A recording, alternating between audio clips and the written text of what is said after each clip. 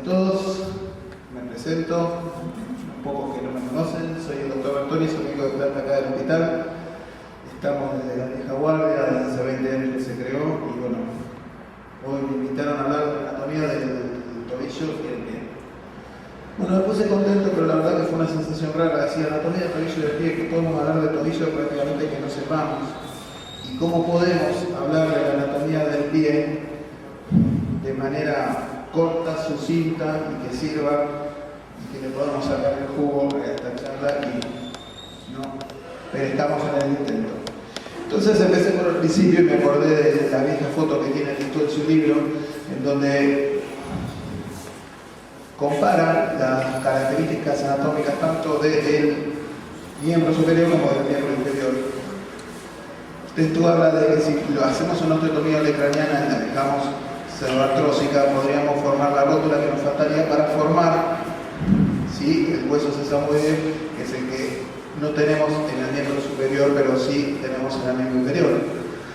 Y después hay que tener en cuenta fundamentalmente los diferentes movimientos que tiene el pie y cómo esta posición nos ayuda a pensar en la supinación o inversión del pie, en la pronación o eversión del pie y la flexión plantar y la flexión dorsal, que eso seguramente vamos a tener el inconveniente en ubicarnos. ¿Qué tiene de importante el pie? La importancia del pie es que si hoy en día el 70% de las artrosis de tobillo que vemos tiene que ver con algún tipo de traumatismo previo, ya sea a nivel articular o a nivel ligamentario. Todo lo que es el tobillo y el pie, hay músculos y tendones fundamentalmente que tienen una íntima relación con los huesos, con lo cual las reducciones anatómicas, óseas y articulares son fundamentales para evitar los problemas posteriores.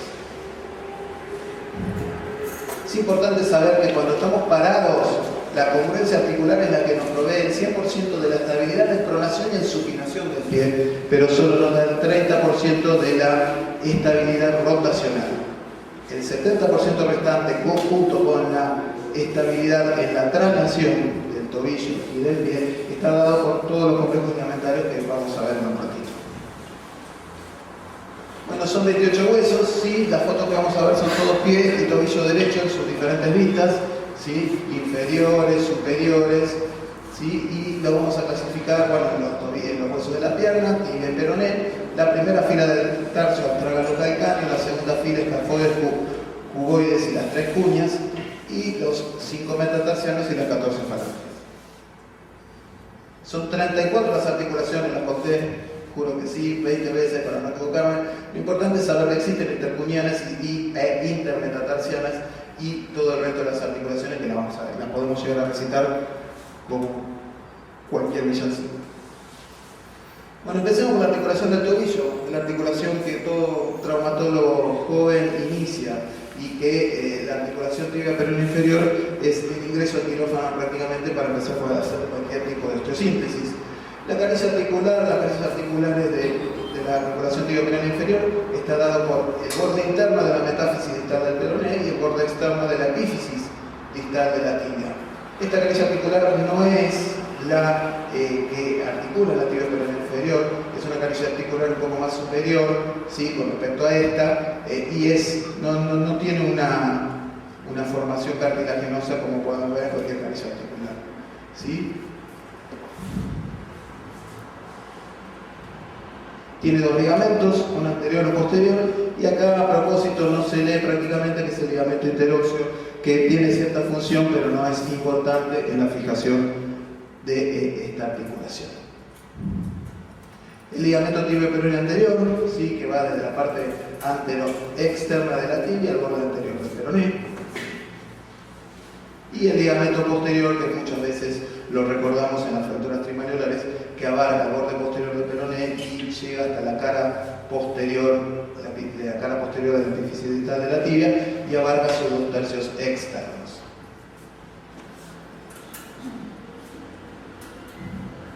La articulación del tobillo en sí, o la tibia peroné astragalina, bueno, se los cuento.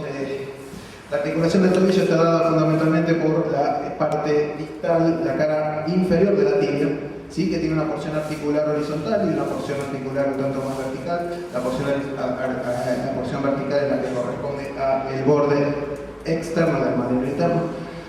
La porción interna del peroné, a ver si retrocedemos y ahí la vamos a ver. Esta, ¿sí? Que es la cara interna de la epífisis distal del peroné, que se articula perfectamente con una carilla articular externa correspondiente al astrágalo. Y la carilla articular del astrágalo. ¿Sí? El astrágalo tiene tres carillas articulares, la superior, que es la más conocida por todas, que es más ancha a nivel anterior y más pequeña a nivel, más angosta a nivel inferior, posterior, mejor dicho. Es esa foto. Es esa foto. Cuando cambia la foto, bueno, lo que les decía, la carilla articular de la tibia, ¿sí? Lo importante es lo que hablábamos al principio, la relación anatómica que tienen muchos de los tendones, ¿sí? Lo que es acá el paquete retromaleolo interno con el tibial posterior, el flexor común de los dedos y el flexor propio del hallux, que están absolutamente adosados tanto al borde del maléolo interno como al maléolo posterior. El astrágalo con su cara externa que articula con la carilla articular que tiene el peroné distal, y la forma fundamental que tiene la cara superior del astrágalo, que como todos sabemos es más ancha adelante que atrás, pero tiene una forma muy particular, que no es un cilindro exacto, tiene una forma cónica. Esa forma cónica hace que el radio externo del borde, el radio interno del astrágalo, ¿sí? El radio interno del astrágalo es un poco más ancho que el radio externo. Eso hace que cuando el tobillo lo movemos en flexión y en extensión, produce una leve traslación y hace un pinzamiento anterior en la extensión dorsal y un pinzamiento posterior en flexión plantar. Volvemos acá, a ver si seguimos bien. Perfecto, el tobillo todos sabemos, ligamento interno, deltoides, un ligamento externo con sus tres haces. El ligamento interno todos conocemos, el haz superficial y el haz profundo. ¿Qué hay que saber de este haz superficial y del haz profundo? Primero que para abordar el haz profundo, la única forma de llegar al mismo sin seccionar el haz superficial a nivel interno es por el borde posterior, ¿sí? Y el haz superficial tiene tres partes, ¿sí? Una parte anterior, una media y otra posterior. La parte posterior va desde la tibia hasta la cara interna del astrágalo. La parte media va desde la tibia a la apófisis menor del calcáneo, es decir, que fija tanto la articulación del tobillo como la articulación subastragalina. Y la parte anterior va desde la cara anterior del maléolo interno a el borde interno del cuello del astrágalo y continúa y forma parte de las fibras de la articulación astrágalo-escafóide. Otro detalle para tener en cuenta son estas fibras anteriores, el haz medio del ligamento deltoides, que al no encontrar hueso a nivel de la apófisis menor del calcáneo, continúan hacia plantar y van a formar parte de las fibras del ligamento calcáneo escafódeo inferior, que después lo vamos a ver. Es decir, que el deltoides no solo fija la articulación del tobillo, sino que tiene injerencia en la fijación subastragalina y en la fijación, aporta algunas fibras también en la fijación de la articulación astrágalo-escafóides. Bueno, volvemos a ver el sistema porque ya veo que todas van a terminar así. Esta es la vista del haz profundo del ligamento deltoides, ¿sí? Es muy pequeño, va desde la punta del peroné, del maléolo tibial al borde interno del astrágalo, y es el principal medio de fijación, ¿sí? Que protege al astrágalo contra la traslación anterior. Seguimos así, por las dudas, así nos empieza a colgar las fotos. Pedimos mil disculpas, la verdad,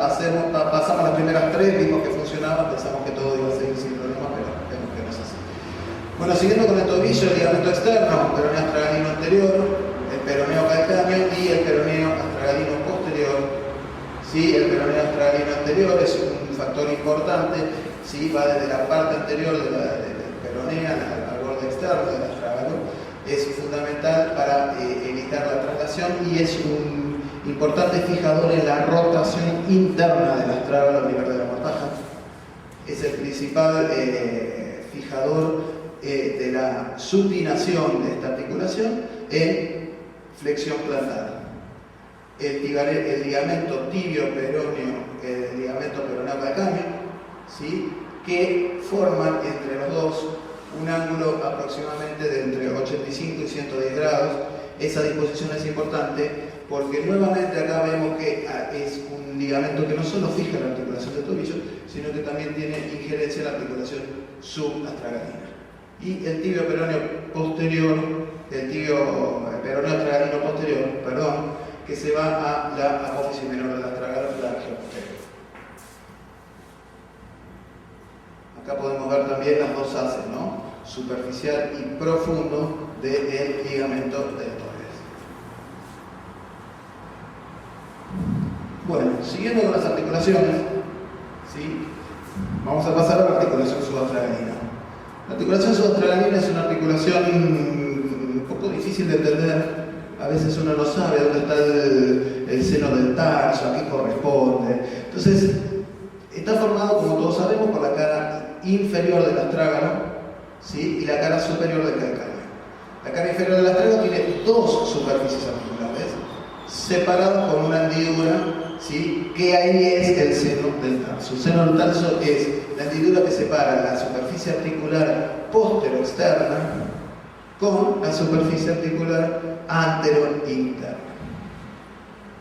Tanto el astrágalo como el calcáneo tienen esa hendidura.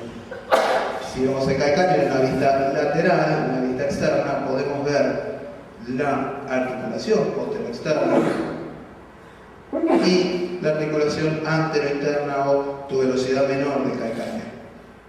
Acá la foto es un poquito oscura, pero se ven dos surcos. Estos dos surcos son los componentes que pasan nuevamente pegados al hueso, ¿sí? Y que son los componentes del complejo manular interno, que en este caso corresponderían al flexor común de los dedos y el flexor largo de la manos.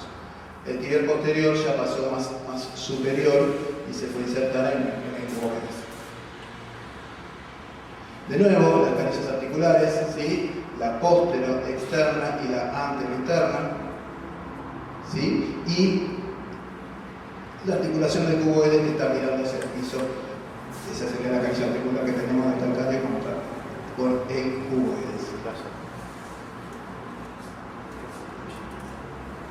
Si armamos la articulación, ¿sí? Esto es la misma foto que lo desplegué y las puse pegadas con la articulación de subastragalina armada y sus medios de unión. Esa sería la manera en que se fija una articulación con otra. ¿Cómo se fija? Bueno, la fijación está dada fundamentalmente con el ligamento calcáneo astragalino interóseo, que como su nombre lo indica es interóseo. ¿Y dónde va a estar? Va a estar exactamente en el seno del tarso. ¿Sí? Ahí no sé si lo ven, entre las dos superficies articulares, tanto en el calcáneo como en el astragalo, está seccionado con el número 7. ¿Sí? Se ve, creo, claramente. Este es ese de ahí y este de acá. Estamos con fallas técnicas. ¿Sí? También tenemos el ligamento calcáneo astragalino externo, que sería el número 6, que está ahí. Y el ligamento calcáneo astragalino posterior con la cápsula, que es todo el reborde de la parte posterior de la articulación postero-externa. De nuevo, ligamento calcáneo astragalino interóseo, calcáneo astragalino externo y calcáneo astragalino posterior. De nuevo, el calcáneo astragalino interóseo, que es el número 7, ahí lo ven en la parte, en el sustentáculo anterior, ahí ven cómo se secciona para poder visualizar toda la canilla articular. el número 7, se lo vuelvo a repetir. El número 6, que sería el correspondiente a el ligamento calcáneo astragalino externo, que acá lo vemos, lástima que no está el puntero. Bueno, ahí vemos el peroné, es un tobillo derecho que está mirando hacia la ruta. Ahí vemos el peroné con la... Claro, poner una lapicera. No, ahí está. El ligamento lo hacemos con el mouse, que va a ser más simple. Este es el peroné, este es el calcáneo, este es el astrágalo, ¿sí? Acá tenemos el ligamento peroneo astragalino anterior, el ligamento peroneo calcáneo, el ligamento externo, que sería este, en el otro preparado, y el ligamento anteroso, que lo podemos visualizar en este sector, que sería este, que lo podemos visualizar en este sector a nivel del complejo externo. La cápsula articular, que también es un medio de unión importante, y el ligamento calcáneo astragalino posterior, que va desde el tubérculo menor del astrágalo a la región posterior del calcáneo, que es este de acá, que existe y no tiene muchas injerencias a nivel de la articulación articular. Bueno, la articulación de Chopard es la articulación que está dada fundamentalmente por los huesos de la primera y de la segunda fila del tarso. ¿Sí? Tenemos dos articulaciones, la astrágalo escafoide anterior y la calcáneo cuboidea. Exactamente. Con respecto a la articulación astrágalo escafoide, ya habíamos hablado un poquitito. Tenemos un ligamento dorsal y un ligamento astrágalo escafoide dorsal, que es parte del asa anterior del fascículo medio del ligamento deltoides, que sería este de acá. Y el ligamento, esta es una articulación. Este es el astrágalo, este es el escafoide, este sería está abierto por dorsal, cortamos todo esto y lo invertimos, y este sería el ligamento calcáneo escafoide plantar. Este ligamento calcáneo escafoide plantar tiene una forma, aparte de ser fijación, cumple la función de un ligamento triangular debido a que la canilla articular del escafoide es mucho más pequeña con respecto a la canilla articular del astrágalo. No solo lo fija, sino que amplía las posibilidades de cortar un hueso por otro. La articulación calcáneo-cuboide también tiene un ligamento dorsal, ¿sí? Siempre voy a hablar de dorsales y plantares, tú a veces hablabas de anteriores, posteriores, etc. Me parece mucho más simple para todos y para recordarlos hablar de dorsales y plantares, y un ligamento plantar, que es uno de los ligamentos más, es el ligamento, junto con el ligamento isquio, lo vamos a ver, más importante de fijación de la articulación de Chopard. ¿Por qué? Tiene dos fases o dos fascículos, un fascículo superficial y un fascículo profundo. Este fascículo superficial va desde la tuberosidad mayor del calcáneo, se divide en 3 o 4 lengüetas y se fijan las bases de los 3 o 4 metatarsianos externos. Es el techo del túnel del peroneo lateral largo cuando da la vuelta y llega a la cabeza del primer metatarsiano. Una es profundo, que también es importante, pero es corto y solamente cumple la función de fijar esta articulación. Y el ligamento en I o ligamento de Chopard, que puede ser en I o en B, como el caso en este preparado, que va desde el calcáneo hasta el escafoides y hasta el cuboides. A tener en cuenta el ligamento en I y el ligamento plantar de la calcáneo. Bueno, hay articulaciones de los huesos de la segunda fila del tarso entre sí, cafocuñanas, etcétera, que no vale la pena ahondar demasiado.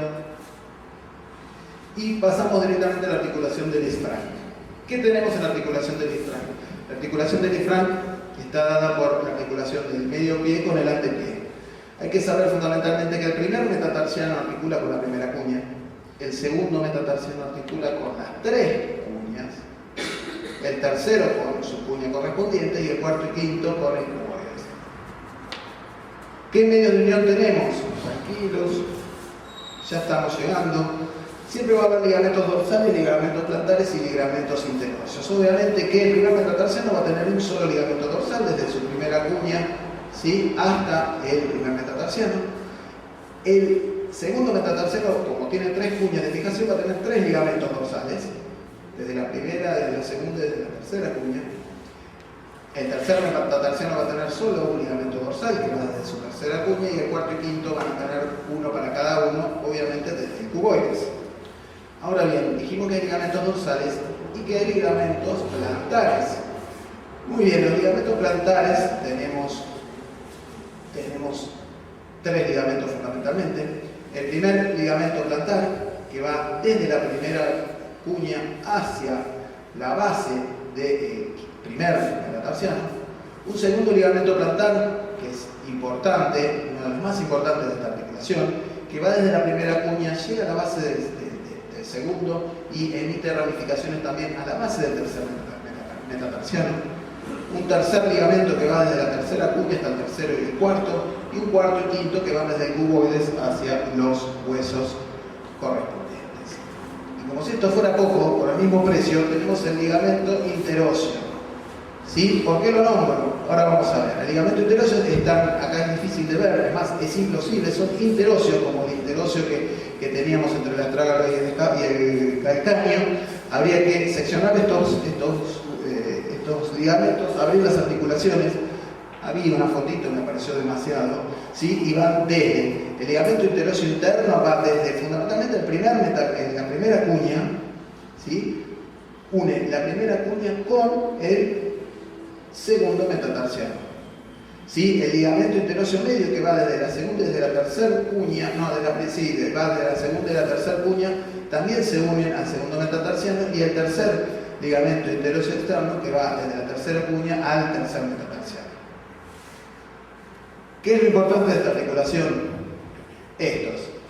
Los tres ligamentos interóseos, el interno, el medio que es inconstante y el externo, y los ligamentos dorsales y plantares que unen tanto la segunda cuña y la tercera cuña con el segundo y el tercer metatarsiano. Esta sería la parte más fuerte que tiene la articulación visual. ¿Qué hay que saber? El primer metatarsiano es un hueso que está absolutamente libre, tiene su articulación con el cuboides y no, con la primera cuña, y no articula con ninguno otro de los metatarsianos.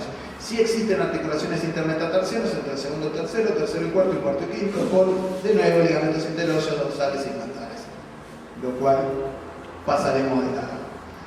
Y es importante conocer el ligamento transverso metatarsiano. El ligamento transverso metatarsiano tiene su analogía a nivel de la mano, forma el piso y un medio de unión y de sostén de las articulaciones metatarsofalángicas, ¿sí? Y contribuye junto con los ligamentos internos y externos a las 5 articulaciones metatarsofalángicas. Las interfalángicas son absolutamente análogas a lo que es las articulaciones interfalángicas a la mano. ¿Qué es lo importante tener en cuenta? Me quedó un poco claro el amarillo. Lo importante tener en cuenta es que el primer metatarsiano tiene que estar alineado con la primera cuña. El primer espacio y el segundo espacio tienen que estar alineados con los espacios correspondientes entre primera y segunda y tercera cuña. El borde interno del segundo metatarsiano tiene que ser paralelo a la segunda cuña, y el borde interno, ¿sí?, del cuarto metatarsiano tiene que ser paralelos a el cuboides. Hablemos un poquito de músculos. Bien, los músculos los dividí en lo que es la región anterior, externa, posterior e interna del tobillo, ¿sí?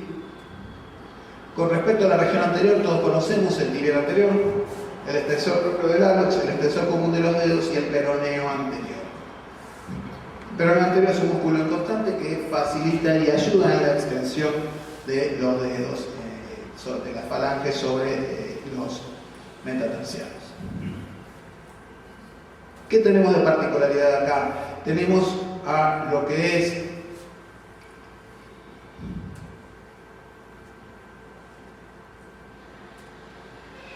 al ligamento anular anterior del tarso.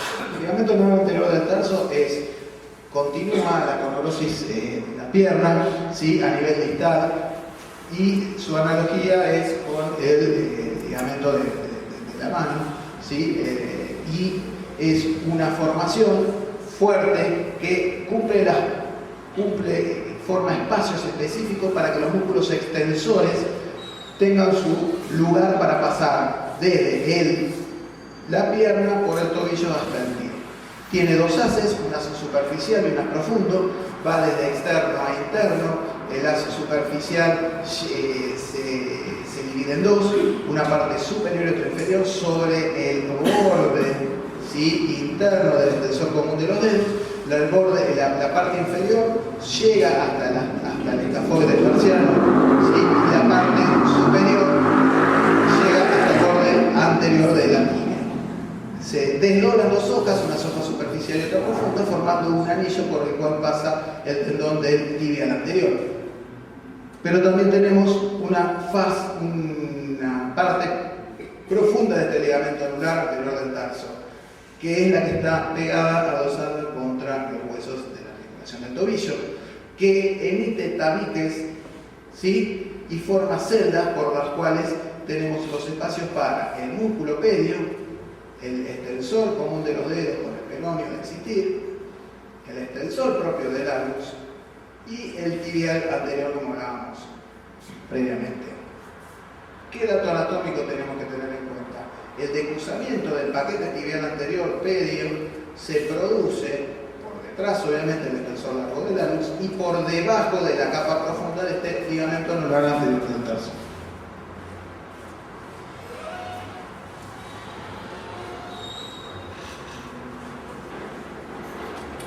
Con respecto a la región del tobillo, no hay grandes secretos.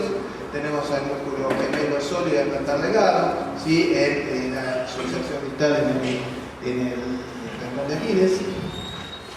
Y con respecto a la parte externa, tenemos el complejo del peroneo lateral largo y el peroneo lateral corto, que empieza a dar toda la vuelta para llegar a la base del primer metatarsal.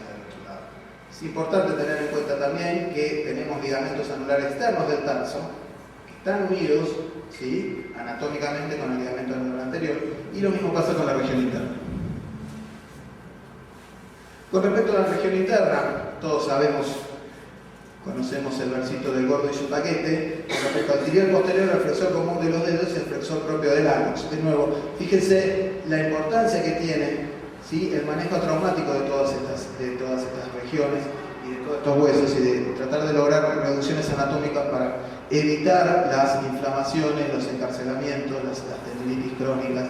¿Sí? Dato anatómico, el decruzamiento que se produce a nivel de la articulación escafocuneana del flexor propio del alus con el flexor común de los dedos. ¿Sí? La inserción distal del flexor común de los dedos va a ser la base, la cara plantar de la base de la última la cara plantar de la base de la última falange en los dedos, ¿sí?, tanto en los 4 dedos externos como del flexor propio a nivel del alus.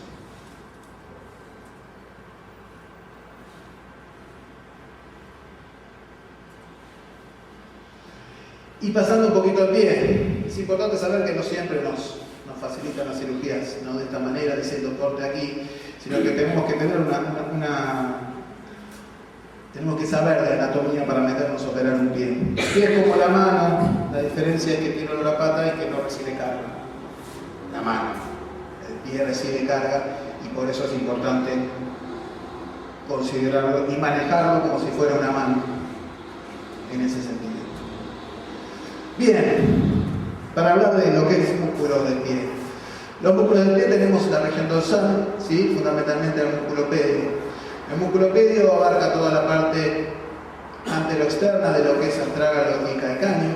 Tiene su lugar específico en el ligamento anular anterior del tarso y se inserta en los 4 dedos internos. Ahora bien, vamos a empezar a hablar un poco de lo que son las inserciones musculares. Las inserciones musculares del extensor común de los dedos es muy similar a uno que seguramente van a recordar. Cuando llegan a la primera falange del primer dedo, se divide en 3 lengüetas. La lengüeta central se inserta en el dorso de la primera falange. Las 2 lengüetas laterales pasan por los costados, forman un tendón conjunto y llegan a la última falange, la región dorsal. ¿Sí? Esto es lo que corresponde al extensor común de los dedos. El músculo pedio es un músculo accesorio a la extensión, y a nivel de los 3 dedos centrales, su inserción distal está dada en el tendón del extensor común de los dedos Y a nivel del hallux, la diferencia anatómica está en que la inserción está dada a nivel del dorso de la primera falange. Es decir, que en este caso haría las funciones de extensor común.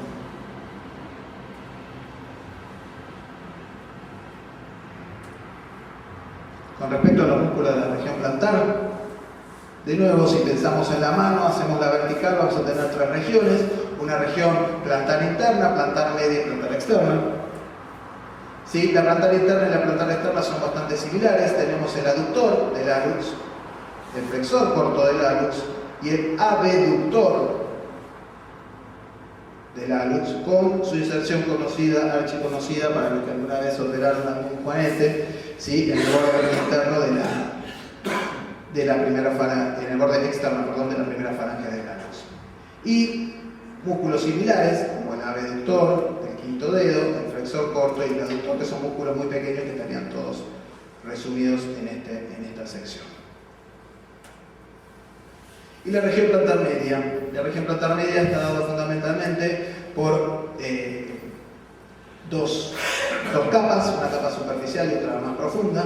¿Sí? La capa superficial está dada por el flexor corto plantar, que como cualquier músculo flexor corto es perforado por el flexor largo, que termina en la base de la última falange, mientras que las bandeletas laterales del flexor corto plantar termina a nivel de la base de la segunda falange.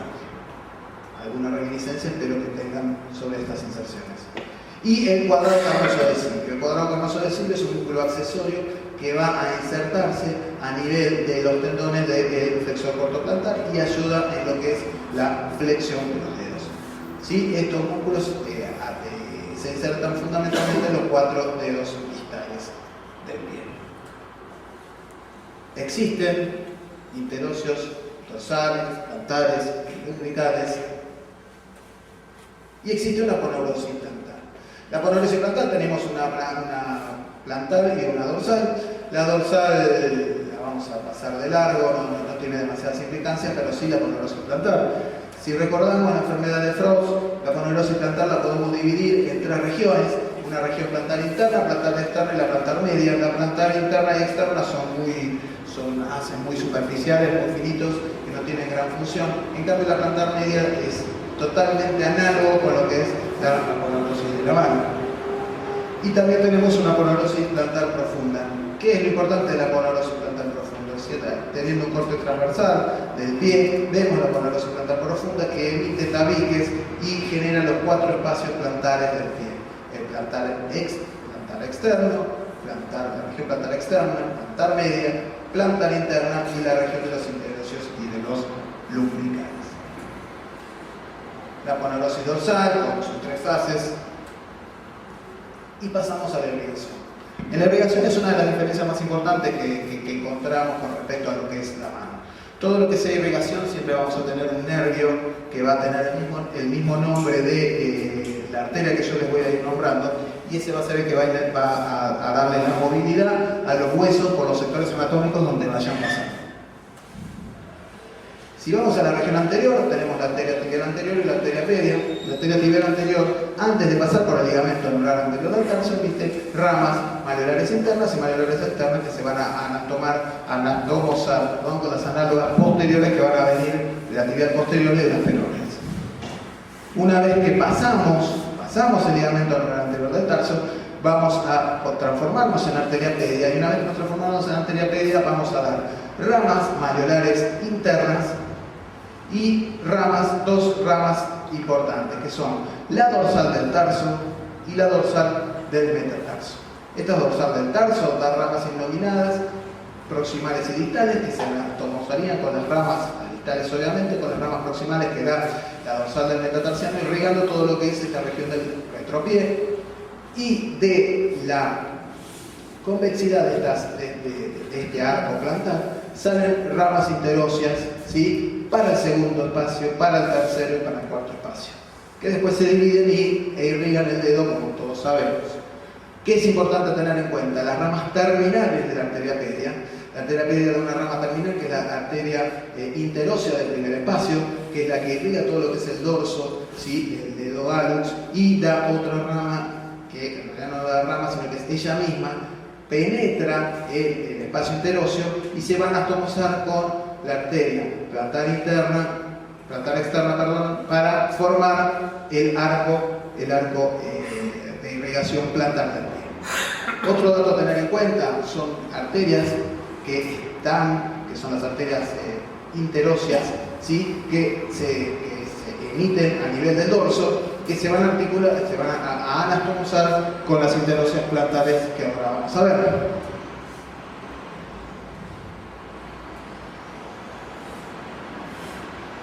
Con respecto a posterior, tenemos a nivel del tobillo dos arterias, la arteria tibial posterior, ¿sí? que van a tener anastomosis con las peroneas, con la peronea posterior, más que nada, y va a emitir ramas malleolares internas que se van a anastomosar con las malleolares internas de la arteria tibial anterior, irrigando todo lo que es la cara externa del tobillo. La arteria peronea, en su arteria peronea posterior, con su comunicación con la arteria tibial posterior, y la arteria peronea anterior, que va a emitir ramas anteriores malleolares que se van a unir con la arteria pedia y van a irrigar todo lo que es el complejo malleolar externo. Y fundamentalmente todo lo que es el complejo de la arteria tibial posterior. Bien, la arteria tibial posterior, una vez que pasa por atrás del malleolo interno, como todos sabemos, ¿sí? genera dos arterias terminales. Una plantar interna, que es la que va a irrigar todo lo que es el borde interno del pie, todo lo que es el hallux, y una plantar externa que va a atravesar el pie, ¿sí? Por encima del cuadrado carnoso de Sylvio, por debajo del flexor cortoplantar, entre esos dos músculos, ¿sí? atraviesa el pie hasta la base del quinto metatarsiano, genera el arco plantar correspondiente y se une con la arteria pedia a este nivel. Va a emitir, como decíamos la vez pasada, hace un ratito, también arterias interóseas de los diferentes espacios interóseos que van a recibir, acá se ven los agujeritos por donde reciben la arteria interósea perforante que venía de el dorso. Es importante saber que existen también arterias interóseas que son un poco más inconstantes a nivel distal, es decir, sobre las articulaciones metatarso-falángiles. Las venas, ¿qué podemos decir de las venas? Las venas todos conocemos, la safena interna, ¿sí? que es premalleolar interna junto con el nervio safena interno, y la safena externa, retromalleolar externa, ¿sí? que es importante tener en cuenta para lo que es la irrigación, abordaje y eventualmente si queremos hacer algún tipo de injerto nervioso, tenemos que saber exactamente dónde vamos a ir a buscar nuestro nervio. De nuevo, conozcamos que la irrigación, la anatomía del pie tiene sus vericuetos, el pie tiene su importancia, el pie es necesario que cumpla el ciclo de ser un pie flácido en la etapa de balanceo, ser un pie semirrígido en la etapa de apoyo y un pie rígido en la etapa de dar el paso o de estar parado como yo en este momento. Espero que no me quieran matar. Gracias.